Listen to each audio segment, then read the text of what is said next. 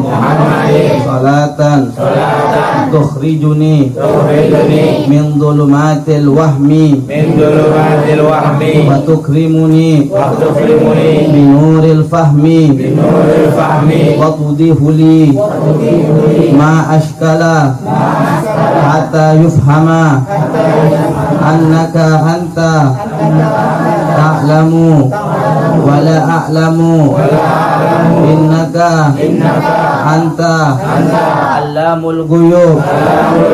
Allahumma salli wa sallim wa barik ala maulana Muhammadin wa alihi nuri al-muzhibi lin-nisyani binurihi bi kulli lamhatin wa nafasin adadama wasi'ahu ilmullah.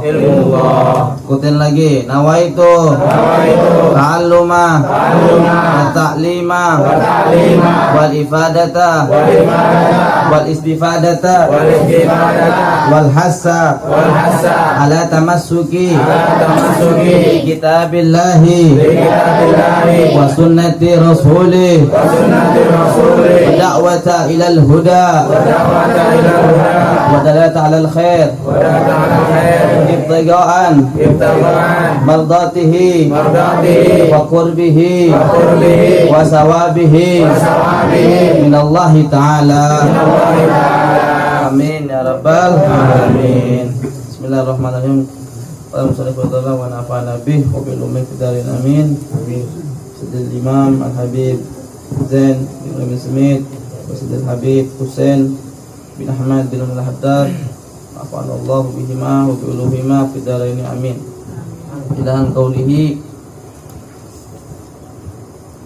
yanbaghi lil insan an la yamdah nafsah.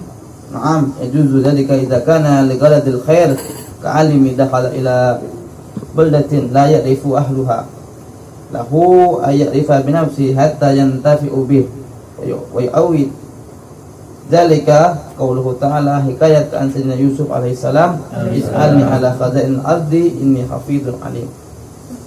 Ya, alhamdulillah segala puji bagi Allah Subhanahu wa taala yang telah memberikan kepada kita semuanya karunia-Nya, anugerah-Nya, hidayah, taufiknya sehingga kita semua digiring dikumpulkan di tempat yang insyaallah tempat ini juga menjadi tempat sebab musabab turunnya rahmat dari Allah Subhanahu wa taala, tempat pandangan orang-orang soleh, tempat pandangannya Nabi Muhammad sallallahu alaihi wasallam. Amin ya rabbal alamin. Dan juga diberikan kesehatan oleh Allah Subhanahu wa taala yang mudah-mudahan kesehatan ini juga bisa kita gunakan untuk kita melaksanakan takwa kepada Allah Subhanahu wa taala. Imtisalul awamir wa jinabun nawahi, yaitu dengan kita menjalankan perintahnya Allah dan juga dengan kita menjauhi apa yang dilarang oleh Allah Subhanahu wa taala. Kita minta sama Allah mudah-mudahan kita semua menjadi orang yang takwa dimanapun kita berada. Amin ya rabbal alamin. Salawat dan salam juga kita hatur dan curahkan untuk junjungan kita yang mulia, yang agung, yang besar Nabi Muhammad sallallahu alaihi wasallam, keluarganya, sahabatnya dan juga umat-umatnya. Mudah-mudahan kelak kita berharap, kita minta sama Allah Subhanahu wa taala di hari kiamat kita semuanya diakuin sebagai umatnya Nabi Muhammad. Dan juga kita semuanya mendapatkan syafaatnya. Juga kita diberikan air daripada telaganya. Kita semuanya digiring kumpul bareng semuanya surga Allah Subhanahu wa taala. Amin ya rabbal alamin. Ya, lanjutnya sini ya, hilang gauli tadi yang bagi dari insan ala yamdah nafsu. Dianjurkan ya seyogianya ya seharusnya bagi manusia itu Allah yamdah nafsu, ya Allah yamdah nafsa, dia tidak memuji dirinya. Jadi nggak boleh ente memuji diri sendiri. Nggak boleh. Oh, gue ini ganteng, ya gue ini Habib, ya gue ini Sayyid, nggak perlu ya. Jadi nggak boleh kita memuji diri sendiri. Gue ini keren, kumis gue kayak lele gitu kan, muji itu nggak boleh ya. Atau gue ini jagoan, perkasa, badan gue berotot, nah itu nggak boleh. Pokoknya nggak boleh memuji diri sendiri, nggak boleh memuji diri sendiri. Ya. biarin orang-orang yang muji.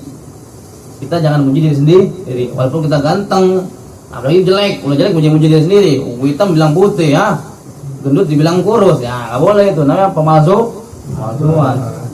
Cantik dibilang cakep, cantik dibilang jelek gitu kan, atau balik jelek dibilang cantik. Ada perempuan ya di foto di aslinya jelek, berubah sama dia pakai kamera beauty plus, jadinya itu penipuan. Artinya apa? Dia memuji diri sendiri, padahal dirinya jelek, dia puji-puji, saya cantik, saya seksi, padahal krempeng, kurus. Nah itu nggak boleh. Pokoknya tidak boleh memuji diri sendiri. Ya. Boleh aja, boleh memuji diri sendiri. Ya. Naam ya juzu dzalik idza kana lighayadil khair. Boleh saja memuji diri sendiri dengan tujuan yang baik. Contohnya ka'alim idza khala ila baldatin la ya'rifuhu ahluha. Contohnya boleh dengan tujuan kebaikan, seperti orang alim masuk ke suatu tempat, desa atau kota, daerah yang mana dia nggak tahu siapa dia, boleh. Seandainya ada pendakwah, pendai masuk ke kota A gitu ya, cuman di kota A ini nggak ada orang yang kenal sama dia, dia boleh. Saya ini orang alim, saya ini orang baik, boleh begitu. Tapi ingat, dengan tujuan baik, bukan dengan tujuan buat nipu atau tujuan-tujuan yang arahnya buruk. Itu nggak boleh. Pokoknya intinya dengan tujuan baik. Seperti seorang alim, seorang yang punya ilmu, dia tunjukkan kalau dirinya alim, kalau dirinya punya ilmu, itu boleh. Seandainya orang alim masuk ke suatu desa, kampung yang mana kampung tersebut orangnya bodoh, orangnya jahiliyah, nggak ngerti ilmu, ya, dan juga emang nggak ada orang yang sama sekali kenal sama dia, maka dia boleh tunjukkan siapa dia, dan juga dia boleh mengakui bahwa dirinya adalah seorang yang cerdas dan seorang yang alim. Gitu. Ya, kemudian lahu ayyarifa bi nafsi hatta yandahu bi. Ya, dia mengenali dirinya sendiri sehingga dia juga bisa memberikan manfaat kepada orang tersebut. Ya. Dan juga ini juga diperkuat. Wa yu'aidzalika qaulu ta'ala. Hikayah an Sayyidina Yusuf alaihissalam. Dan juga diperkuat dengan firman Allah Subhanahu wa taala menceritakan hikayat tentang Sayyidina Yusuf alaihissalam. Dulu Sayyidina Yusuf itu, Nabi Yusuf alaihissalam, yang wajahnya tampan, ya, bulan separuh buat Nabi Shallallahu Alaihi Wasallam, seperempat Nabi Yusuf, seperempat lagi kita rame. Makanya ya yang bagus, yang jelek maka syukuri. Ada yang hidungnya pesek, ada yang hidungnya mancung, ada yang kayak berulang kentut. Nah itu, jadi itu jatah dari Allah Subhanahu wa ta'ala. Jangan nggak perlu, kok jelek sih begini, jangan gue, ya udah nggak perlu, karena Allah udah bilang laqad khalaqnal insana fi ahsani taqwim. Sungguhnya Allah Subhanahu wa ta'ala telah menciptakan manusia itu dengan sebaik-baik bentuk. Ya, jadi terima. Kok gua nih hitam, gua nih gendut, gua nih apalah, terima. Alhamdulillah, syukuri, bila kan katakanlah alhamdulillah. Nah itu. Ya. Bahwasanya Nabi Allah Yusuf alaihissalam tadi itu, ya, beliau tinggal di Mesir, ya, di kota di negara Mesir. Nah, beliau dalam ayat Quran tersebut mengatakan apa? Ij'alni ala khazainil ard inni hafidhun alim. Jadikanlah aku sebagai bendaharawan negara. Sesungguhnya aku ini adalah orang yang pandai menjaga harta, dan juga aku ini lagi orang yang berpengetahuan, orang yang alim, orang yang pintar, orang yang cerdas. Jadi di sini Nabi Allah Yusuf alaihissalam menunjukkan bahwasanya dirinya bisa menjadi bendahara karena beliau orang yang terpercaya dan juga beliau orang yang alim. Boleh begitu, boleh dengan tujuan baik. Takutnya kalau yang megang bukan Nabi Yusuf, takutnya hilang atau dikorupsi sama yang lain. Nah, itu boleh. Di satu negara, jikalau harta ini punya dosa dipegang sama orang-orang yang nggak benar, maka akan hancur. Nah, jadi boleh dengan tujuan baik. Jadi boleh memuji diri sendiri atau tunjukin kita punya keahlian, Tapi dengan alasan apa? Dengan alasan kebaikan itu boleh. Kalau buat hal-hal yang dari kebaikan nggak boleh, gitu ya. Jadi intinya apa? Tidak boleh memuji diri sendiri, ya. Dan kalaupun boleh, harus dengan tujuan yang baik. Tuh. Kemudian ma'ahabbu, ya, ayatakhallaf ahadan an roha wa ma yuhib syaihahu la yanbaghi lahu ayatakhallaf ala majalisi. Ya. Katanya Habib Zain bin Smith, ya, di antara wasiatnya, aku nggak suka nih orang yang seorang pun yang nggak hadir dalam roha. Roha tuh kayak gini, kayak pengajian. Cuman dia modelnya santai. Roha. Biasanya roha tuh di waktu sore. Pada asya tuh namanya roha. Roha tuh artinya santai. Nah, jadi sambil baca kitab, sambil dahwa, sambil sahih itu santai. Jadi walaupun roha doang tuh nggak hadir, tuh Habib Zain nggak suka sama santrinya atau orang yang mengaku muridnya. Tapi ketika beliau ada ngadain roha nggak hadir, kurang suka. Dan barang siapa yang cinta kepada gurunya, maka harus bagi dirinya itu apa? Jangan sampai absen, jangan sampai telat daripada majlis gurunya. Sekarang malam Kamis jangan alasan, oh saya sakit, saya ini, saya gawe, saya ini. Nah, jangan. Ya, jadi jangan apa? Alasan absen dulu, ya absen Pak Ketua. Ah, jangan ya. Jadi nggak perlu lagi apa? Absen ini khusus banget orang yang suka absen. Kalau orang yang cinta sama gurunya, dia nggak bakal absen dan juga apa? Nggak bakal ada alasan untuk tidak hadir di majelis guru. Capek lah, kerja lah, apalah. Tolabat dunia, orang yang cari dunia, ya dia sehatul jisim. Badannya sehat. Ini gua ada gawe buat lu. Oke, siap berangkat jam berapa? Jam 7. Oke, siap lu standby dia. Tapi kalau cari akhirat, nyari agama, ya capek, auja, dia capek, lemes. Aduh, gua lemes nih, nanti pengajian yuk. Aduh, gua baru balik gawe nih, capek, gua belum istirahat, gua ini dulu dah. Nah, itu ya. Jangan buat dunia sehat, tapi buat agama, buat mencari ilmu, buat bekal nanti di akhirat, pada capek, lemes, loyo. Aduh, gua capek gawe ini babre, apa dia itu ah? Ya lesu gitu. Nah, gilang dunia kuat pulang pagi kuat. Tapi kalau buat pengajian cuma sejam 2 jam lemes. Padahal itu kebaikan buat diri. Itu nih orang zaman sekarang nih. Jadi kalau orang emang benar cinta sama gurunya, dia nggak bakal absen daripada majlis yang gurunya hadiri. Itu dimanapun, malam Kamis, malam Jumat, malam Sabtu, malam Minggu, malam apapun yang di majlis itu ada gurunya, hadir. Mau pagi, mau siang, sore hadir. Jadi nggak ada alasan buat absen dan sebagainya. Gitu. Ya kerja. Cuman dari ilmu juga suatu kewajiban. Memang mencari nafkah wajib, tapi mencari ilmu juga wajib. Jadi apa? Dapatilah apa? Dunia dapat, akhirat dapat. Jangan cuma cari dunia doang, tapi nggak cari akhirat. Emangnya lo mau hidup di dunia selama-lamanya? Kan kagak. Lo bakal mati, bakal masuk kubur. Oleh karena itu jangan terlalu terobsesi sama dunia sampai lupa akhirat. Gitu. Pokoknya jangan sampai dunia itu jadi masuk ke dalam hati, karena dunia rasulullah, hubud dunia rasulullah fatihah. Cinta kepada dunia adalah apa? Puncak kepala segala keburukan. Kemudian la tukrim duyufakum bima yasuk alik. Jangan kamu muliakan tamu yang sekiranya bikin susah. Ya, umpamanya ente lagi takban, lagi nggak punya duit, terus ente ngoyo-ngoyo, maksa diri buat belanja sana sini, utang-utang, nggak usah.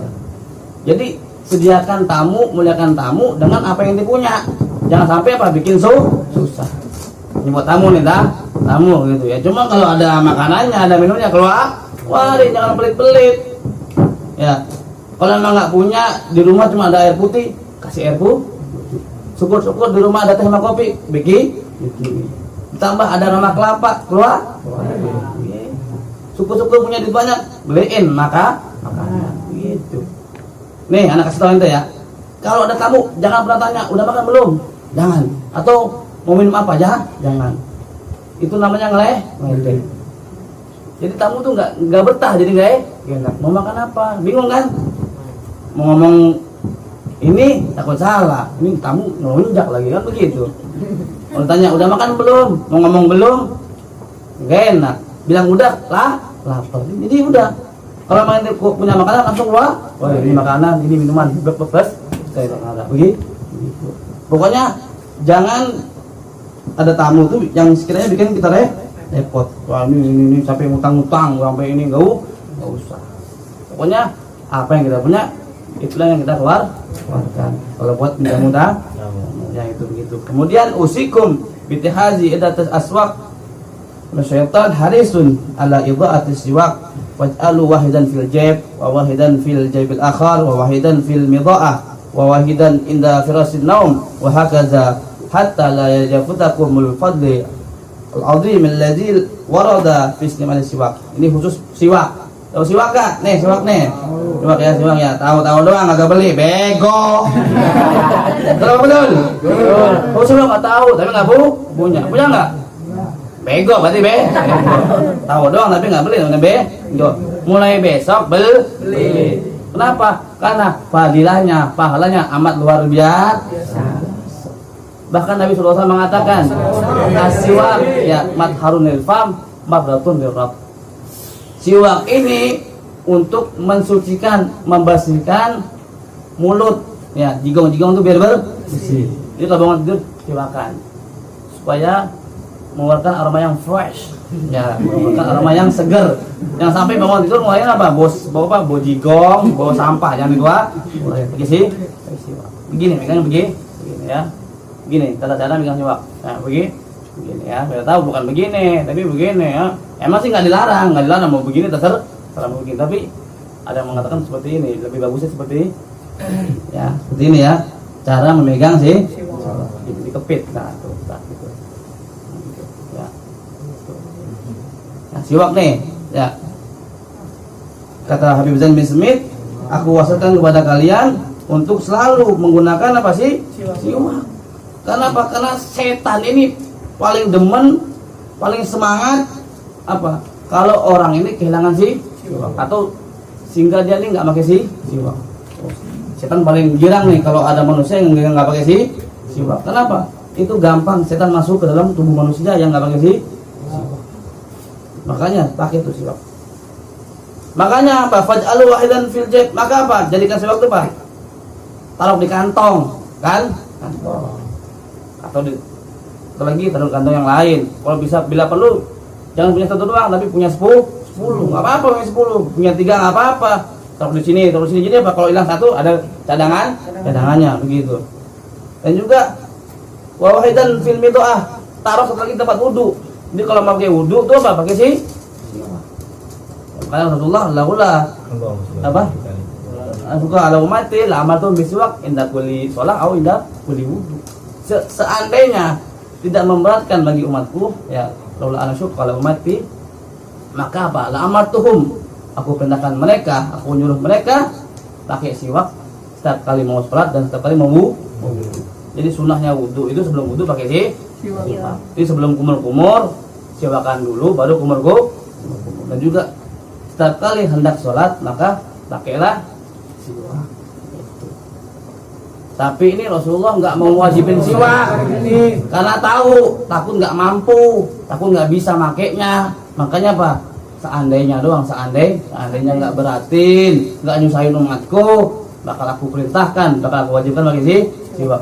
Cuma karena Nabi ini orang rahmat, kasih sayang dan cinta sama umat yang luar biasa, makanya tidak mewajibkan, takut nggak mampu. Kalau wajib, ente nggak ngelakuin, dosa. Tapi jatuhannya sunnah. Ente boleh kerjain berpahala, nggak juga nggak ada dosa. Cuma kalau ente cinta sama Nabi SAW, ente bakal lakuin apa yang Nabi SAW lakuin. Ingat Nabi Muhammad suka pakai siwak, pakai ceban. Jajan berapa jajan berapa? 2.000 kumpulin 5 hari jadi beli sih nggak apa-apa, saya rela nabung 5 hari nggak jajan apa demi Rasulullah Sallallahu Alaihi Wasallam. Itu baru orang yang cakep begitu. siwak rokok tak paling rokokan bisa bisa timbang siwak ceban udah bisa malu-malu pakai di kantong sini atau kantong sini, taruh tempat wudhu, taruh tempat tidur, taruh di mana kita berada, taruh. Sehingga apa? Sehingga kita tidak apa? Ketinggalan akan besarnya fadilah agungnya yang luar biasa. Dan juga ada lebih daripada 20 kebaikan siwak yang berguna bagi tubuh kita. Banyak. Dan di antara yang nikmat terbesar bagi siwak adalah apa? Ketika nanti dia sakaratul maut, dia akan dicabut nyawanya oleh Israel, akan dimudahkan Allah Subhanahu wa taala untuk mengucap kalimat la ilaha illallah Muhammadur Rasulullah. Makanya pakai siwak biasa supaya nanti kalau mati itu gampang ngucapin kalimat syahadat. Rasulullah sallallahu alaihi wasallam ketika beliau disamperin sama Israel hendak diangkat nyawanya, maka Rasulullah SAW memintakan apa? Untuk dipakaikan baru setelah itu lancar. Artinya apa? Orang yang pakai siwak insya Allah lancar mengucap kalimat syahadat ketika nanti dia apa? Menghadapi sakaratul maut. Yang mudah-mudahan kita semuanya bisa menjawab, mengikuti dengan mudah. Amin ya rabbal alamin. Kemudian as-salat fi nusuk muhim ifadu wa'malu bihi lasima fi zaman. Syarat-syarat terpenting dalam ibadah itu yang pentingnya adalah apa? Jaga tuh ibadah, amalkan terutama di zaman seperti ini. Jadi kalau ente tahu ilmu, tahu ibadah, kerjain. Ya, kerjain, ente jaga, ente rawat, ente dawamin dan istiqomahin. Karena itu apa? Yang paling berguna. Yang paling penting apa? Buat orang zaman sekarang. Ya, zaman sekarang itu penting bagi mereka apa? Untuk menjaga, mengamalkan ilmu atau ibadah yang dia ketahui. Tahu nih sekarang nih, mulai sekarang tahu kalau orang pakai siwak itu berpahala. Oh begini. Saya kan benci yang mau pakai siwak, lakuin. Jaga dan dipakai secara jangan ditinggal. Kenapa? Penting sebagai benteng tameng kita apa di akhir zaman. Apalagi zaman begini nih penting. Jadi ilmu yang kita tahu wajib kita tahu ini ya. Contohnya, laki sama perempuan itu nggak boleh ikhtilat, nggak boleh campur. Oh teman gawe, makan bareng nggak apa-apa. Pala lu peyang, ada urusan. Ingat, bangga dengan ketaatan nggak boleh. Gua nih habis sholat, nggak boleh. Pahalanya hilang. Bangga nih, gua habis zikir, gua habis taklim, hilang semua. Apalagi bangga sama maksiat, na'udzubillah. Makanya ada ulama tersebut mimpi bertemu Rasulullah SAW. Kata Rasulullah, zaman sekarang ini ada orang yang tidur cuman tetap dicatat dosanya. Kata ulama tadi, kenapa ya Rasulullah? Iya, karena dia punya media, sosial media, Facebook, WA, WC dan lain-lainnya. Apa? Dia tampilkan, dia umbar auratnya, dia banggakan dosanya sehingga dikonsumsi oleh orang lain, walaupun dia tidur tetap dapat. Itulah namanya dosa jari. Iya, na'udzubillah. Makanya yang punya foto-foto, video-video dengan perempuan hapus sekarang juga, dan jangan lagi pernah bercampur dengan perempuan karena haram. Temen coba dikit nggak apa-apa, pada lo peyang nggak ada dosa nggak ada urusan temen. Makanya sekolah itu ngerusak akhlak, ngerusak moral. Kenapa? Karena sekolah itu mencampurkan antara laki-laki dengan perempuan yang nggak boleh dalam Islam. Artinya dosa. Nah, dosa itu sekolah dosa sekolah dosa ketemu senggol-senggolan, yang tembok-tembokan sama cewek, betul. Temen nggak ada urusan. Salaman sama gurunya cewek, emang mahram sama ente? Bukan Nauzubillah. Inilah zaman sekarang, orang berdosa cuman nggak ngerasa kalau dosa. Ya, berdosa cuma nggak ngerasa. Hati-hati. Makanya kalau orang taklim, orang belajar itu dia tahu ilmu, amalkan. Kenapa? Kalau nggak diamalkan akan dituntut di hadapan Allah Subhanahu wa taala. Akan ilmu yang dia tahu cuma tidak diamal, bakal dituntut di hadapan Allah Subhanahu wa taala. Hati-hati. Atau seorang yang punya istri di umar istrinya, foto selfie sama istrinya. istri gua oh nggak apa-apa lah. Emang lu mau istri lu jadi bahan konsumsi orang, jadi bahan khayalan orang, mau nggak? Hatta zaman sekarang nih, orang bagi sadar nih, itu apa? Jadi khayalan orang khayal, gimana ya mukanya, khayal begini, jadi apa? Jadi porno. Ya, zaman sekarang nih bahaya. Kadang orang lewat ini zamannya di TV ada gitu ya.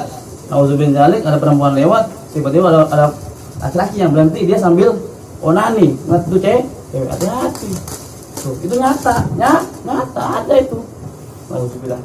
Makanya jangan lagi kita menampilkan wajah istri kita kah, teman kita, atau kita sedang dengan perempuan, jangan. Nanti apa? Jadi bahan hayalan, akhirnya dosa jariah, nggak karuan. Walaupun kadang udah mati, tetap dapat siksa dan dosa. Alhamdulillah. Khawatir. Saya ngomong begini bukan apa? Karena apa? Karena kecintaan saya kepada kalian semua. Ingin kalian semua selamat dunia awal. Enggak, saya nggak merasa saya ini alim, enggak. Saya nggak suci. Tapi apa? Sama manusia apa? Tujuannya saling nasihat, saling mengingatkan. Mau syukur enggak? Bodoh amat. Lu nggak mau syukur bodoh amat, bukan urusan gua. Kenapa? Gua cuma ngajak doang. Lu mau nggak mau terserah. Lu mau sunaka, aku sunaka nggak apa? Itu kan. Tuh hati ya. Jangan pokoknya jangan lagi masang DP bininya, foto sama bini dipasang DP, ya. Ntar orang lihat jadi bahan porno. Nauzubillah. Jangan dosa. Suaminya atau jangan sama cewek pacaran kan tahu pacaran dosa pasti ngelakuin, berarti goblok pun hakiki ya, itu adalah goblokan yang hakiki, tahu dosa, tahu maksiat tapi masih dilakukan. Nah itu dia goblokan goblok artinya apa? Goblok level paling tinggi ya, tolol no? Nah ini nih buat orang-orang yang menghafalin nih ya, kariru ya mubdi'u ya yaum mi'ah marrah fadzalika mimma yusahhilu hifdzul Qur'an wa hifdzul ulum ya. Ulang-ulangilah kalimat ya mubdi'u ya yaum 100 kali bagi orang yang apa? Insyaallah memudahkan orang yang menghafal Al-Qur'an dan menghafal ilmu. Anak-anak ini nih hafalin Qur'an, kalau ngapal-hafal ulangin kalimat ini ya mubdi'u ya yaum. Ya mubdi'u ya yaum. Berapa kali? 100 kali. Kalau bilang motif penghafalin Quran, penghafalin kalimat ya mubdi'u ya yaum. Ya mubdi'u ya yaum. Ulangin 100 kali. Kalau pengen ngapalin supaya diperlancar hafalannya sama Allah Subhanahu wa taala. Utamanya menghafalkan Al-Qur'an dan juga menghafalkan ilmu agama, hadis, fikih. Tuh hafalin tuh. Kalau bebel baca ya mubdi'u ya yaum, insyaallah dimudahkan sama Allah Subhanahu wa taala. Kemudian kita lagi iza arada ahad ayat faqad dunya plus ali anhal muhtadar fa innaha la tusawi innahu talfa. Kalau kalian ya apabila pengen tahu seseorang dari kalian tentang apa? Tentang hakikat dunia. Ente pengen tahu kedudukan dunia, maka apa? Tanyain orang yang sedang sakaratul maut. Bagaimana kedudukan dunia? Wah sekarang kan dunia luar biasa, mobil ini, mobil itu, wah luar biasa, nggak ada habisnya. Cuman kalau pengen tahu hakikat tentang dunia, kedudukan dunia, jangan tanya orang yang sehat, tanyain orang yang apa? Sedang sakaratul maut. Kenapa? Karena kebagian sakaratul maut itu apa? Nggak ada sama sekali kedudukan dunia, walaupun tetes pun nggak ada. Nggak ngerasain dia kehebatan dunia. Coba aja orang mau mati kasih duit 1 M, gak bakal mau. Ente mau kasih duit sehat begini mah? Gak mau, gitu.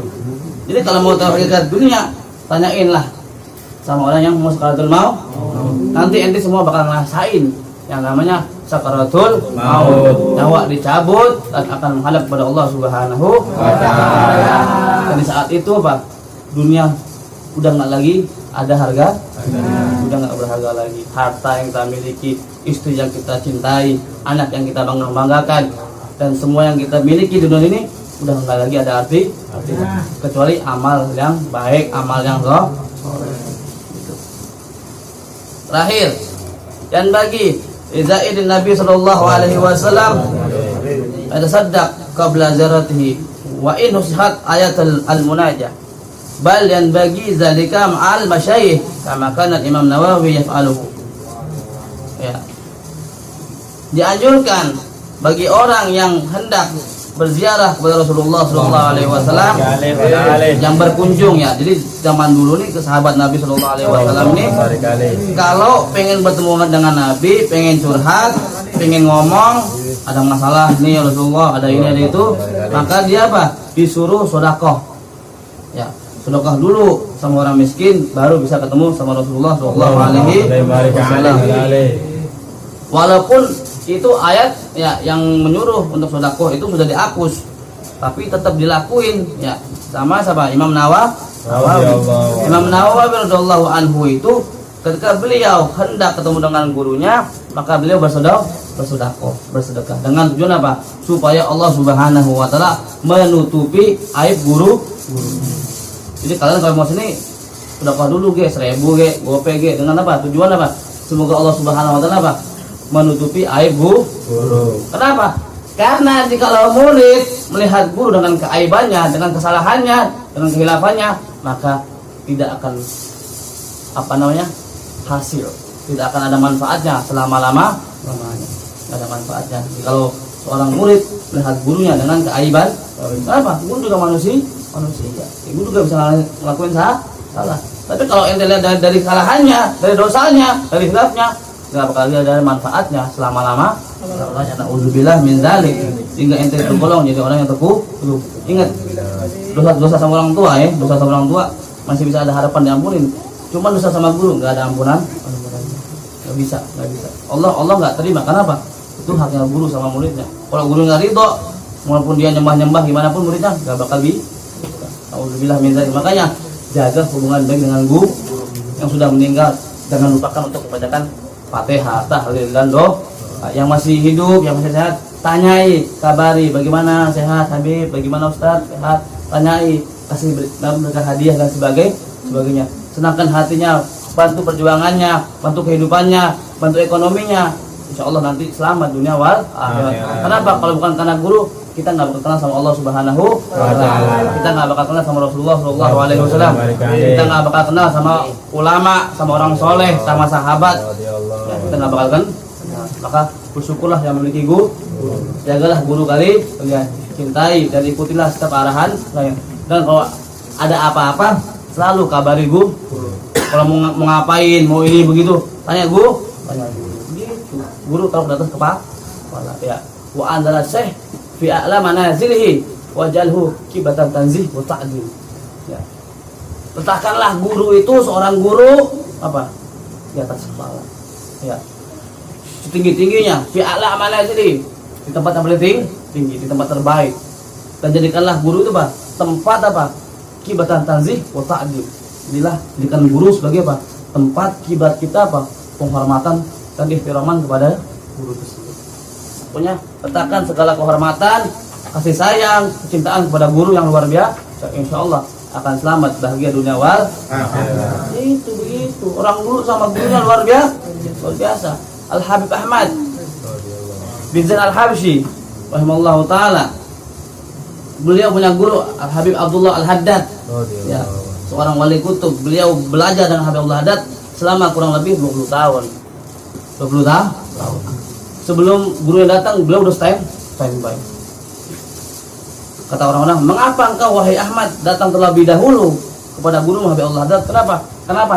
Saya nggak rela, saya nggak ridho jikalau ada seseorang yang menjadi start dari saya untuk menghalangi saya untuk melihat guru saya. Jadi dia pengen Dia jadi orang pertama yang melihat wajah guru. Luar biasa.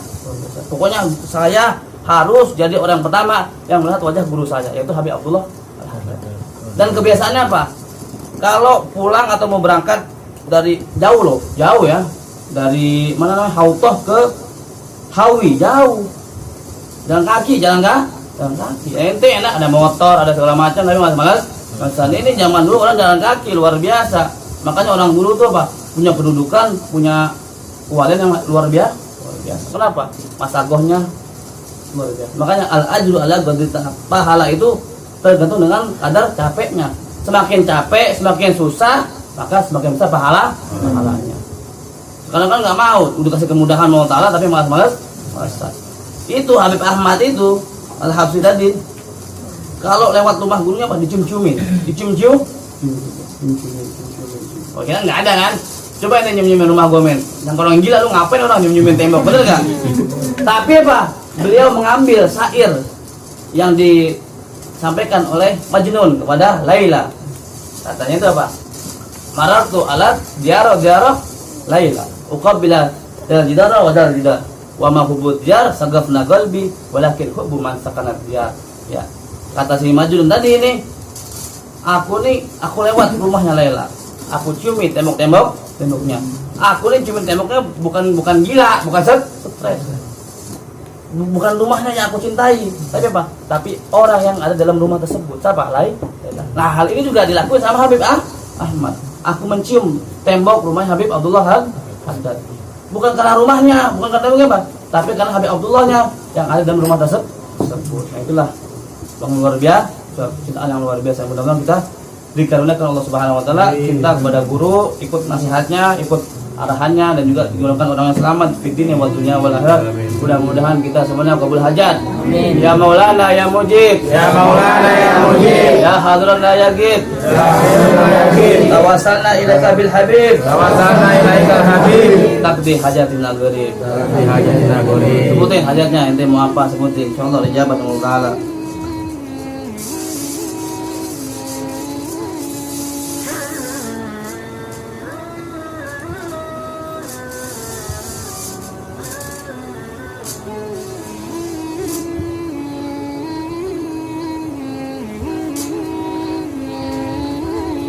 Allahumma hadza doa wa minkal ijabah. Allah jadikan ini doa dan engkau ijabah semuanya. Amin ya rabbal alamin. Bismillahirrahmanirrahim. Fatihah.